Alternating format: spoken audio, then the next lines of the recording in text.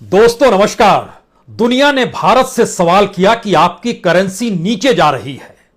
भारत का जवाब था जी नहीं, हमारी करेंसी नीचे नहीं जा रही है बल्कि डॉलर ऊपर जा रहा है। दुनिया ने सवाल किया कि भूख को लेकर भारत की स्थिति नाजुक हो चली है, जो रेड जोन में आ चुकी है। भारत ने कहा जी नहीं, हम तो इस देश में लोगों को मुफ्त अनाज बांट रहे हैं, दुनिया के 20 देशों को भी अनाज दे रहे हैं। यह इंडेक्स अंतर्राष्ट्रीय साजिश का हिस्सा तो नहीं। दुनिया ने कहा कि भारत में प्रेस की स्वतंत्रता संकीर्ण होती चली जा रही है। हमने कहा जी नहीं, यह गलत बात है। दुनिया ने सवाल किया धार्मिक सहिष्णुता जो थी वह असहिष्णुता में बढ़ती चली जा रही है। भारत का जवाब था जी नहीं। जवाब सरकार के हैं कमोवेश हर क्षेत्र को लेकर, और हर क्षेत्र को लेकर अंतर्राष्ट्रीय तौर पर दुनिया भर की जितनी भी संस्थानें हैं, जब वह किसी इंडेक्स पर अध्ययन करती है तो उसमें भारत को भी शरीक करती है। और भारत के इर्द गिर्द जो पड़ोसी देश हैं, वो चाहे सार्क के साथ खड़े हों या फिर ब्रिक्स के दायरे में आए, चाहे वो G20 के दायरे में आए या फिर G7 के दायरे में आए, अंतर्राष्ट्रीय तौर पर यूनाइटेड नेशन के सदस्य देश, तमाम चीजों का आकलन दरअसल इसी दायरे में होता है। और आज से नहीं होता है, यह 1950 के बाद से दुनिया भर की परंपरा सी बन गई है। लेकिन भारत सरकार को यह लगता है कि दरअसल यह सब कुछ अंतर्राष्ट्रीय साजिश का हिस्सा है, क्योंकि मौजूदा सरकार जितना बेहतरीन काम कर रही है वह तो आज नहीं कल विश्व गुरु हो जाएगी।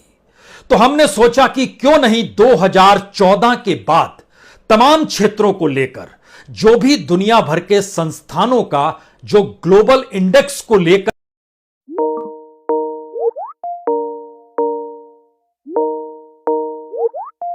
एक आईना है, उसे आज इस रूप में सामने रखा जाए कि 2014 में क्या स्थिति थी और 2021-22 में क्या।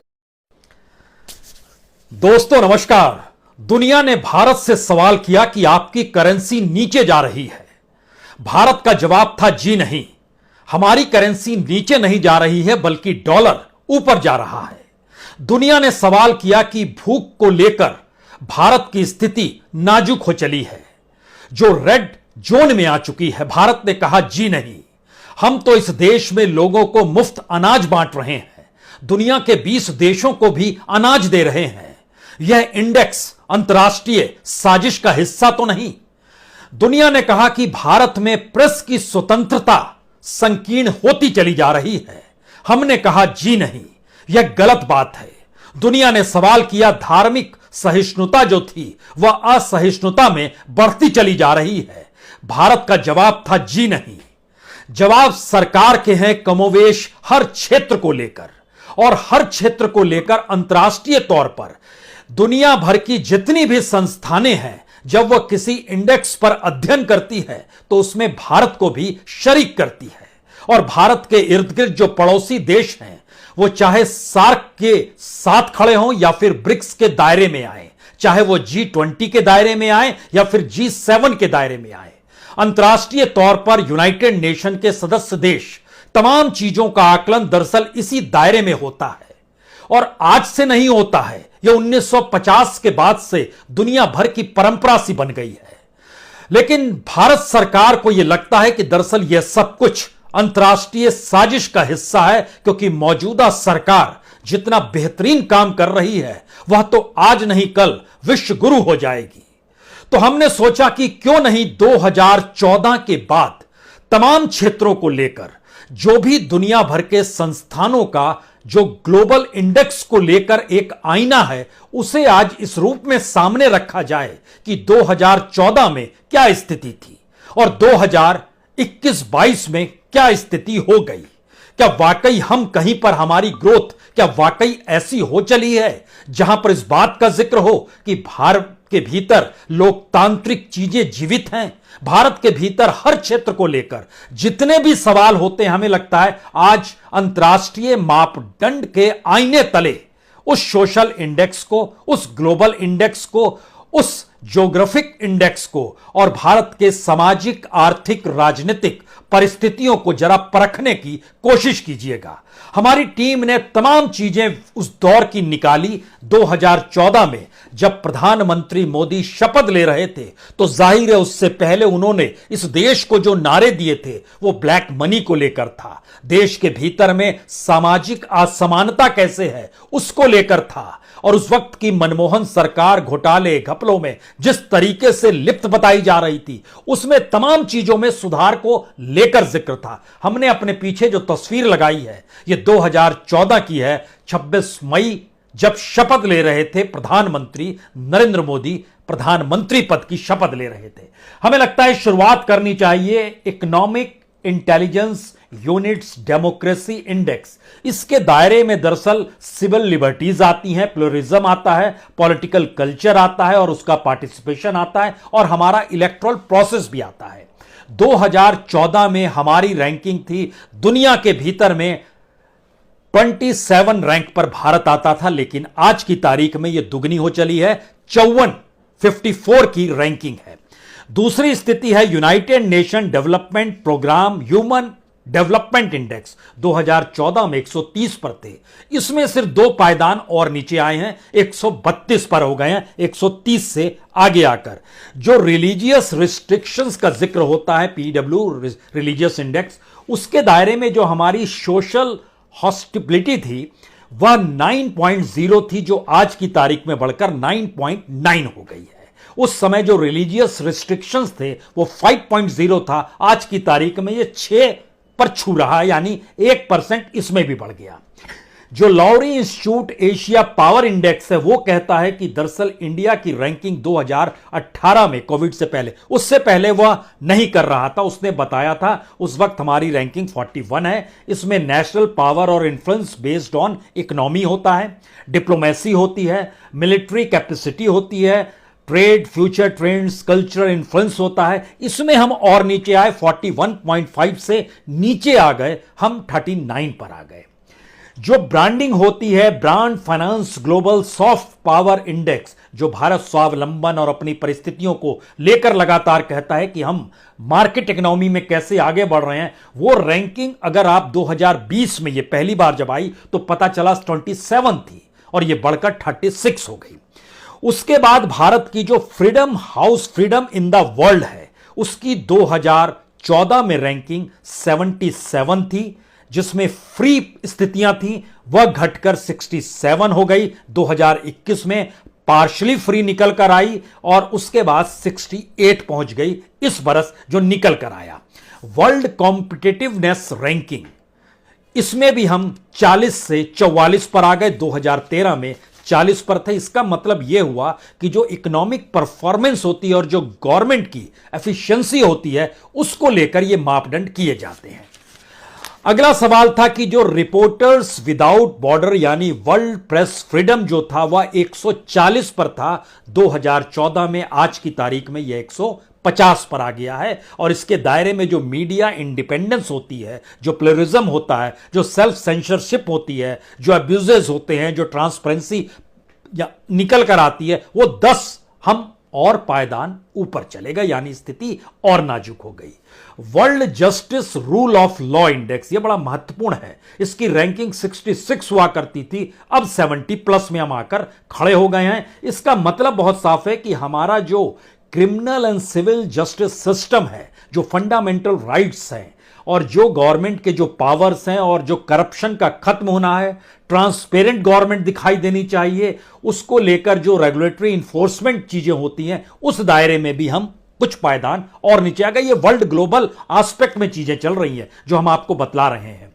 यूनाइटेड नेशन की एक है हैप्पीनेस रिपोर्ट, इसको कहते हैं sustainable development solution network world happiness report. इसमें हम 117 नंबर पर हुआ करते थे, अब 140 पार कर गए हैं। और इसके दायरे में वो सारी चीजें होती है जो पर कैपिटा इनकम की हो, जो सोशल सपोर्ट की हो, जो हेल्थी लाइफ एफिशिएंसी होती है उसको लेकर हो, और फ्रीडम और जो जीवन में आपको पसंद है उसको लेकर आप कितना काम कर सकते हैं उसके मद्देनजर हो। प्रॉस्पेरिटी इंडेक्स इसके ठीक पैरेलल में आता है। यह रैंकिंग 2015 में थी 99 पर, आज की तारीख में यह बढ़कर 103 पर आकर खड़ी हो गई है। अब यहां पर एक दूसरा सवाल आता है कि जो women's peace and security index, जो Georgian institute women peace and security index, जो अपने तौर पर कहता है महिलाओं को लेकर जस्टिस एंड सिक्योरिटी के मद्देनजर, उसमें भी हम 131 पर 2017 में थे, उसके नीचे पहुंच गए, हम 134-35 पर आकर खड़े हो गए। जो institute global economic freedom index है, यह भी बड़ा ध्यान दीजिए, इसमें इसलिए बड़ा महत्वपूर्ण है क्योंकि हमारी जो गवर्नमेंट है उसका साइज मैटर करता है, जो लीगल स्ट्रक्चर है वो मैटर करता है, जो ट्रेड इंटरनेशनली एक्सपोर्ट इंपोर्ट की दिशा में आते हैं उसमें कितनी आजादी है वह भी मायने करता है, और इसमें लेबर्स के और उसके बिजनेस से जुड़े हुए जो रेगुलेशंस होते हैं वह भी मायने करते हैं। 2014 में यह 95 पर था, लेकिन आज की तारीख में यह 107 पर आकर खड़ा हो गया है।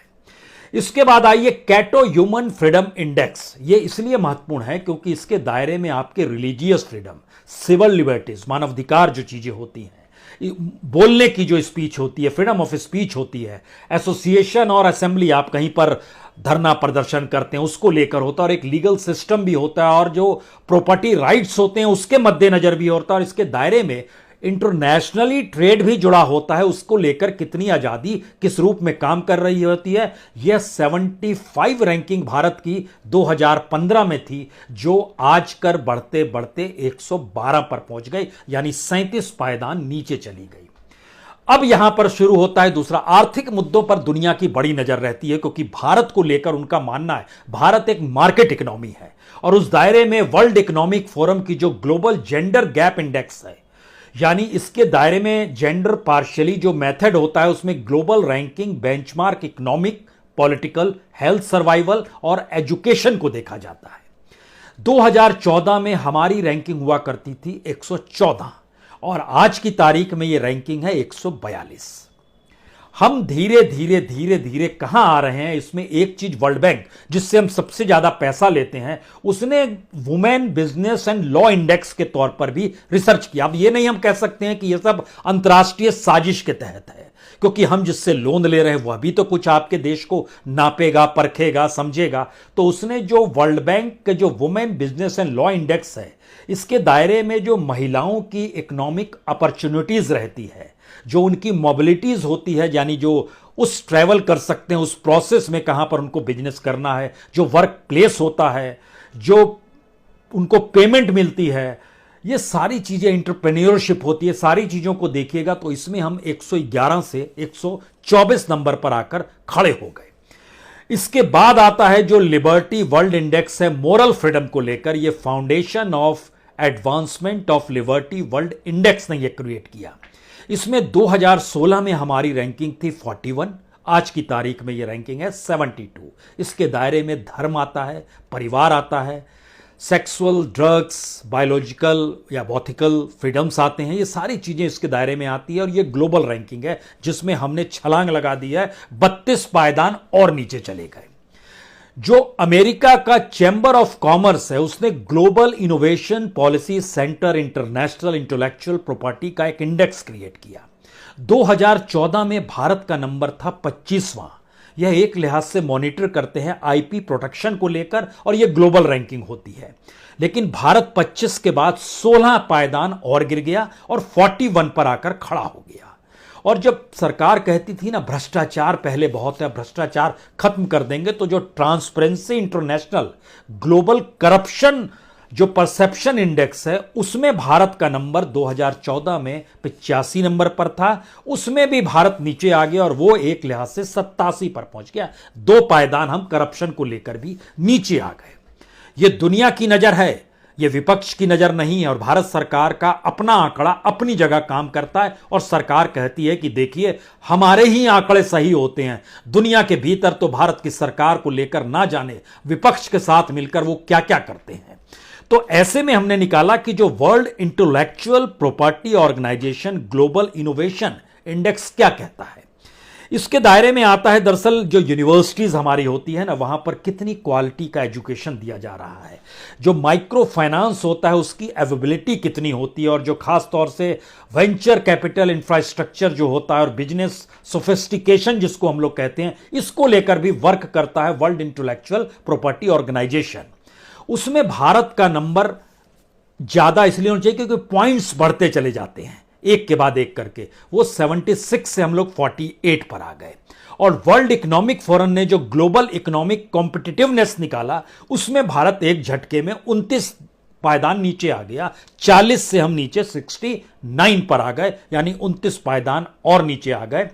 इसमें खास तौर पर यह बड़ा महत्वपूर्ण होता है कि इसके जो अलग अलग 12 पिलर्स होते हैं जिसका जिक्र प्रधानमंत्री हर भाषण में करते हैं, उसके पायदान पे हम नीचे आए हैं। इसके दायरे में इंफ्रास्ट्रक्चर, आईटी यानी information technology adaptation, micro economic stability, health, skill, product market, labour market, financial system, market size, business dynamism और इनोवेशन कैपेबिलिटी, ये सारी चीजें निकल कर आती हैं, लेकिन हम इसमें नीचे चले जाते हैं। इसलिए सवाल ये नहीं है कि डॉलर ऊपर जा रहा है, हम करेंसी, हम रुपए पर कुछ नहीं कहेंगे, प्रेस फ्रीडम पर हम कुछ नहीं कहेंगे, धार्मिक सहिष्णुता पर हम कुछ नहीं कहेंगे, हम सारी चीजों को नकारेंगे, हम हंगर इंडेक्स को नहीं मानेंगे, मत मानिए।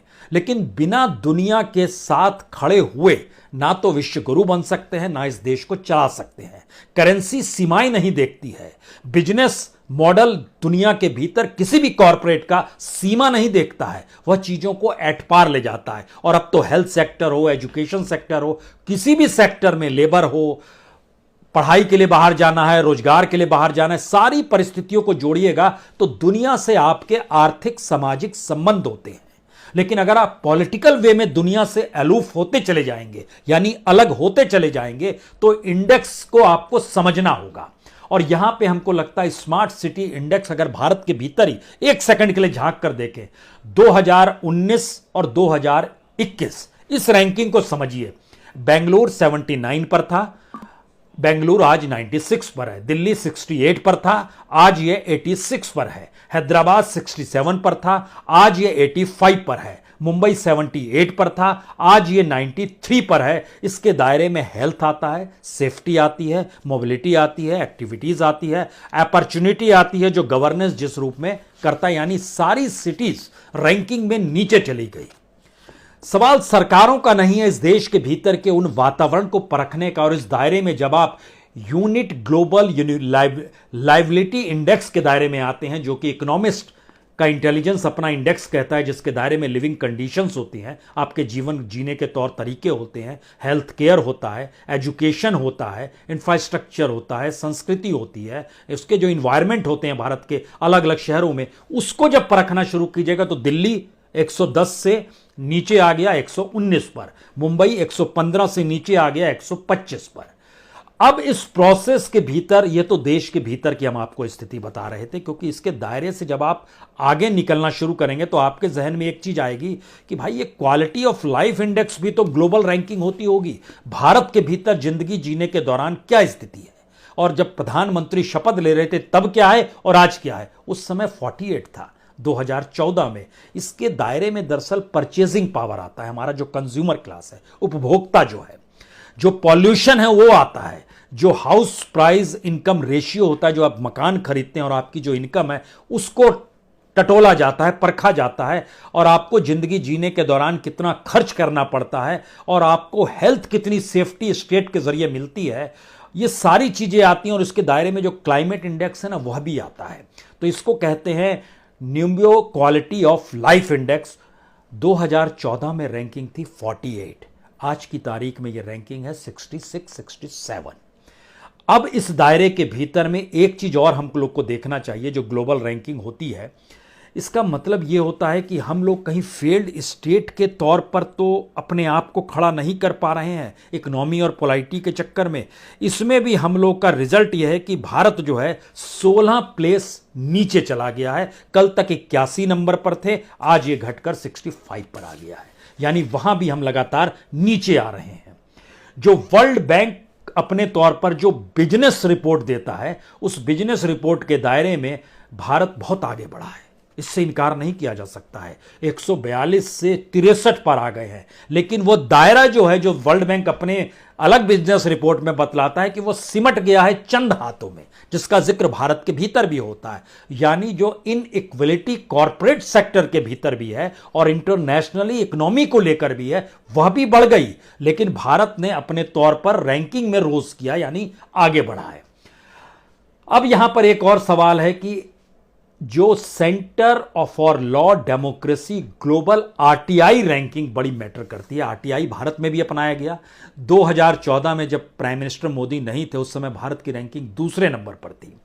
यह बढ़ते बढ़ते अब 7वें रैंकिंग पर आ गई है, यानी 5 प्लेस भारत ने गंवाए हैं। इस दौर में बार बार यह सवाल होता है कि जो कैटेगरीज 7 कैटेगरीज है, उसमें भारत ने बहुत चीजें डाइल्यूट कर दी है। मसलन जो राइट टू एक्सेस हम जानना चाहते हैं, आप जवाब नहीं देते हैं। हमारे लिए जानने का स्कोप कितना है, आप जवाब नहीं देते हैं। जो हम रिक्वेस्ट करते हैं उसका क्या प्रोसेस है, वो और मुश्किल कर दिया गया है। जो हम एक्सेप्शनल और रिफ्यूजल जो करते हैं गवर्नमेंट की तरफ से, वो बढ़ गया है। जो हम अपील करते हैं और उसको लेकर जो दबाव होता है सरकार का, वो सैंक्शंस बढ़ गए हैं। ये सारी चीज़ें बतलाती हैं कि हम जब उस दायरे में आकर खड़े हो जाते हैं, और इस दायरे में हमको लगता है जो इंटरनेशनल फूड पॉलिसी रिसर्च ने जो institute of global hunger index जारी इस बार किया, जिसमें भारत 107वें नंबर पर है। पिछले बरस हम 2020 में हम लोग 94 नंबर पर थे और 2014 में हम 55 नंबर पर थे। यानी 55 से 107 पर भारत की भूख की रफ्तार है। और सरकार की तरफ से पीआईबी ने कल एक लंबा चौड़ा प्रेस रिलीज जारी किया और बताया कि यह सब कुछ गलत है। हम गलत बताने की स्थिति में आ जाते हैं, लेकिन उसमें सुधार कैसे करें यह बताने की स्थिति में हम नहीं आ पाते हैं। तो यह फेलियर ऑफ गवर्नेंस है या नहीं है, यह तय जरूर कीजिए, क्योंकि इन सब के दायरे में हम जब लगातार चीजों को परखते हैं, खासतौर से चिल्ड्रन को लेकर जो मॉर्टलिटी रेट होता है, जो चाइल्ड के साथ जो स्कूल जाना है, चाइल्ड लेबर है, उसमें भी हम 3 पायदान और कमजोर हो गए। 116 से 119 पर पहुंच गए। दुनिया के सामने हमारी जो अलग अलग तरीके से अपने आप को प्रस्तुत करने की जो परिस्थिति थी, उस रैंकिंग में भी हमने 11 पायदान खुद को नीचे लाकर खड़ा कर दिया है। और अलग अलग तरीके से इतने सारे इंडेक्स दुनिया भर में होते हैं, तो सवाल सिर्फ यह है कि क्या अगर हम नेशनलिटी के इंडेक्स पर आए, नेशनलिटी का इंडेक्स 2014 में 88 नंबर पर था, आज ये 99-100 नंबर पर आकर खड़ा हो गया है। और इसके दायरे में हमारी इकोनॉमिक स्ट्रेंथ आती है, ह्यूमन डेवलपमेंट आता है, पीस आता है, स्टेबिलिटी आती है, फ्रीडम आती है, ट्रैवल फ्रीडम आती है, सारी चीजें आती हैं, जिसमें हम 12 पायदान और नीचे आकर खड़े हो गए। तो अलग अलग दायरों में, और इसमें दुनिया के सारे इंस्टीट्यूशंस इन्वॉल्व होते हैं, जो दुनिया के हर देश को लेकर रिपोर्ट तैयार करते हैं। अगर इस दायरे में अगर हम वर्ल्ड इकोनॉमिक फोरम के अगर ह्यूमन कैपिटल इंडेक्स को देखें, जिसमें लिटरेसी आती है यानी पढ़ाई लिखाई, जिसमें लेबर फोर्स यानी मजदूरों की फोर्स आती है, जिसमें जेंडर गैप आता है, एम्प्लॉयमेंट आता है, हाई स्किल्ड एम्प्लॉयमेंट आता है। अब आप सोचिए कि 2013-14 में हमारा नंबर 78 था, आज कितना होगा, ये 110 हो गया है। अब आप समझ रहे हैं चीजें कैसे डाइल्यूट हो रही है, और हमारे नकारने भर से काम नहीं चलेगा, क्योंकि इस दायरे के भीतर में हमारी हर चीज जो एजुकेशन, हेल्थ और फ्रीडम, प्रेस सबसे जो जुड़ी हुई है, इसमें अगर आप क्लाइमेट चेंज के दायरे में आते हैं, तो यह समझना होगा कि जैसे वर्ल्ड एयर क्वालिटी इंडेक्स है, 2014 में हम 11वें नंबर पर थे, आज की तारीख में यह दुगने से ज्यादा 25वें नंबर पर आकर खड़े हो गए हैं। जो इकोनॉमिकल परफॉर्मेंस ये एक येल यूनिवर्सिटी है वो अपने तौर पर खड़ा करती है, जिसमें हेल्थ और प्रोडक्शन ऑफ इकोसिस्टम होता है, उसको लेकर तब हम रैंकिंग 155 थी 2014 में, आज ये 168, 169, 170 पर आकर खड़े हो गए हैं। और हमारे से बेहतर नेपाल भी है, हमारे से बेहतर पाकिस्तान भी है, श्रीलंका भी है, बांग्लादेश भी है। ये सारी चीजें बताने की नहीं है, ये सारी चीजें ठीक करने की है। और क्लाइमेट रिस्क को लेकर हम लगातार नीचे जा रहे हैं। 2014 में रैंकिंग 18 थी, ये रैंकिंग होती है, इसमें जब आप लोअर यानी आपका हाई पॉइंट पे रहते हैं वो अच्छा माना जाता है, उसमें घटते घटते हम 6ठे नंबर पर आ गए। यानी ये एक लिहाज से सबसे बुरी स्थिति के दायरे में हम आकर खड़े हो गए हैं, और हमसे कॉम्पेटिटिवली बेटर हमारे तमाम पड़ोसी देशों की भी रफ्तार है। इसमें अगर हम फॉरेन डायरेक्ट इन्वेस्टमेंट का भी जिक्र अगर आपसे करने लगे तो एक चीज समझिए कि ये रैंकिंग 7वें नंबर पर होती थी, यह भी घट गई है। जिस बात का जिक्र सरकार कहती है इन्वेस्टमेंट को लेकर, अब हम टॉप 20 के दायरे के बाहर निकल गए हैं। दुनिया भर में अगर इन्वेस्टमेंट हो रहा है तो हम 25 के भी पार कर गए। उससे पहले 2014 में हम 7वीं रैंकिंग पर हुआ करते थे। हमको लगता है कि ये इतनी रैंकिंग की पूरी एक के बाद एक रिपोर्ट है। अगर उस रिपोर्ट के दायरे में कुछ चीज़ों को और माइन्यूटली समझना शुरू करें, जैसे स्किल रिपोर्ट कहती है, उसके दायरे में आता है इसमें स्टेट के जो अपने नेशनल पॉपुलेशन को लेकर क्या है, पॉपुलेशन का जिक्र आरएसएस चीफ ने भी किया। इस दौर में जो भी डाटा होता है इसको लेकर क्या काम हो रहा है, बिजनेस के क्षेत्र में उससे जुड़ा हुआ हम 50 हुआ करते थे, वह बढ़कर हम 56 पे आ गए। टेक्नोलॉजी में हम 44 हुआ करते थे, वह बढ़कर हम 66 पे आ गए। यह नेगेटिव एस्पेक्ट है। जो डाटा साइंस था हमारा वो 51 था, उस दौर में जो कलेक्शन की स्थिति थी, आज वो हम 67 पर आ गए। यह सारी परिस्थिति बताती है। और इस दायरे में होते होते हमें लगता है एक चीज और परखनी चाहिए, माइग्रेट इंटीग्रेशन पॉलिसी इंडेक्स। इसमें मॉनिटर यह किया जाता है कि जो प्रवासी मजदूर होते हैं या प्रवासी जो होते हैं, उसमें दुनिया के जो 5 कॉन्टिनेंट हैं उसके मद्देनजर 8 पॉलिसी मैटर करती है। पहली, लेबर को लेकर कितनी आवाजाही हो रही है, फैमिली रीयूनियन के लिए कितनी आवाजाही हो रही है, एजुकेशन को लेकर कितना हो रहा है, पॉलिटिकल पार्टिसिपेशन कितना हो रहा है, लॉन्ग टर्म रेसिडेंस आप कहां पर बसा रहे हैं, किस रूप में बसा रहे हैं, नेशनलिटी को लेकर कितना हो रहा है, और एंटी डिस्क्रिमिनेशन और हेल्थ को लेकर कितना हो रहा है। आपको जानकर हैरत होगी कि हम इस जो 52 देशों की सूची बनाई गई इस दायरे में, उसमें भारत का नंबर 52 यानी आखिरी है। दोष किसी को क्या दिया जाए। मुश्किल यह है कि हम अगर हर क्षेत्र में इस तरीके से डाइल्यूट होते चले जा रहे हैं तो विश्व गुरु एक ऐसा शब्द भर है जिसको क्वाइन किया गया, लेकिन उससे आगे की परिस्थिति बतलाती है कि दुनिया भर में जितने भी प्राइवेट भी अगर आप देखेंगे, चाहे उसमें आप ऑक्सफैम को देखिए, ब्लूमबर्ग को देखिए, अगर इनकी रैंकिंग के दायरे में भी अगर हम निकलकर अपने आप को खड़ा करना चाहते हैं, जैसे रिच एंड पुअर को लेकर जो कंपैरिजन ऑक्सफैम ने किया, उसमें भारत की रैंकिंग 129 है, यानी सबसे नीचे पूरे साउथ ईस्ट एशिया के भीतर में भी हम सबसे नीचे हैं। सारे पड़ोसी हमसे बेहतर की स्थिति में हैं। ब्लूमबर्ग ने अपने तौर पर किया कि जिस तरीके से पेंडेमिक आता है और जो देशों के भीतर 54 देशों को उसने चुना कि हम मेजर करते हैं यहां पर क्वालिटी ऑफ लाइफ कैसे है, कोविड को लेकर क्या काम हुआ, उसने बताया कि भारत की रैंकिंग 50वें नंबर पर है और कुल देश 54 ही थे उस लिस्ट में, जिस दायरे में ब्रिक्स भी है, सार्क भी है, जिस दायरे में G20 भी है, G7 भी है, जो भी ऑर्गेनाइजेशंस क्रिएट किए हुए हैं ना दुनिया भर में, वो सारी चीजें हैं।